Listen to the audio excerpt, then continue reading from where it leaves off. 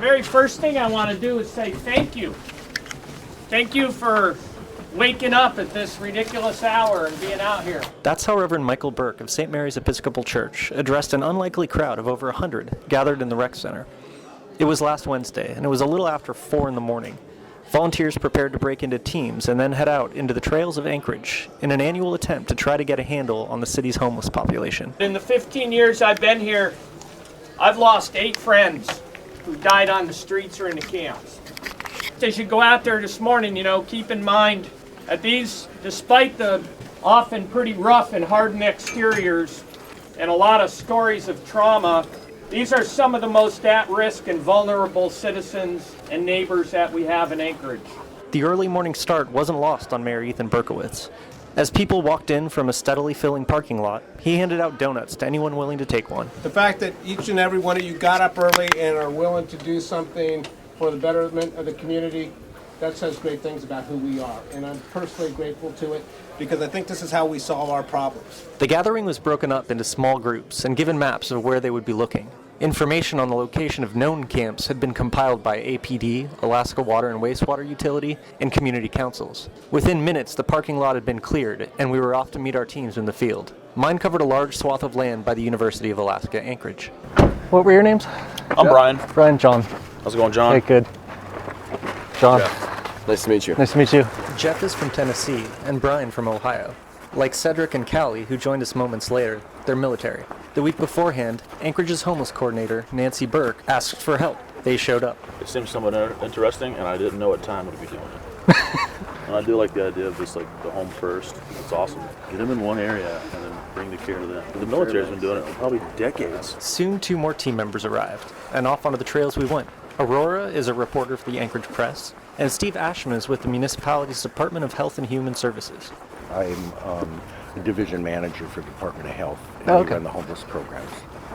So this is my first one. I've been to the homeless camps before. Mm.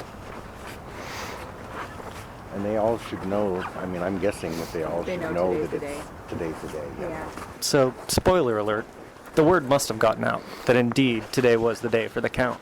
In fact, it's the same day nationally. That sets up a tricky scenario. On the one hand, you have a homeless population, a good chunk of whom don't want to be found. On the other, the headcount helps determine how much in federal funding we receive for social services, making the point-in-time count critical. There's a data system, the national data system. We call it AKHMIS, but it's Homeless Information System. And anybody that receives HUD funding for any services that they provide the homeless, so, Beans doesn't count. But Catholic Social Services, everybody goes in there, they keep track of on how many nights they stay and things like that. Okay. If they're receiving any substance abuse or mental health treatment, that's identified in there. Highly confidential. Only the organizations that are inputting the data can get it in there. And that's just the best guess they have. Yeah. Yeah. There was a lot of walking and a lot of calling out, hoping for a response.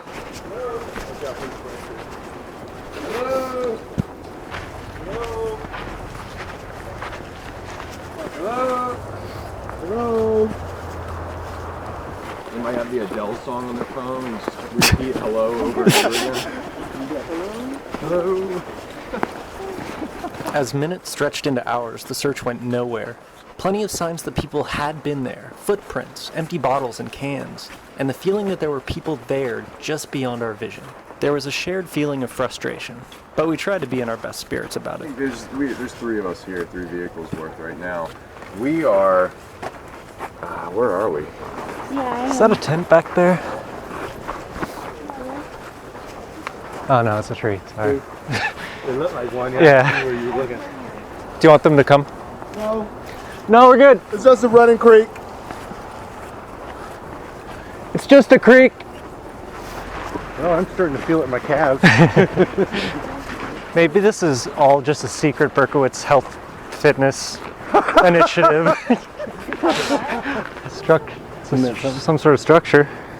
Anybody seen the Blair Witch Project? I don't see any. Hello. And the walking continued.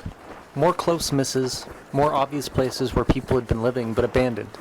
In the end, for us, it wound up being an exercise in seeing Anchorage in a new light. These were areas I've biked along, trails I've walked my dogs through.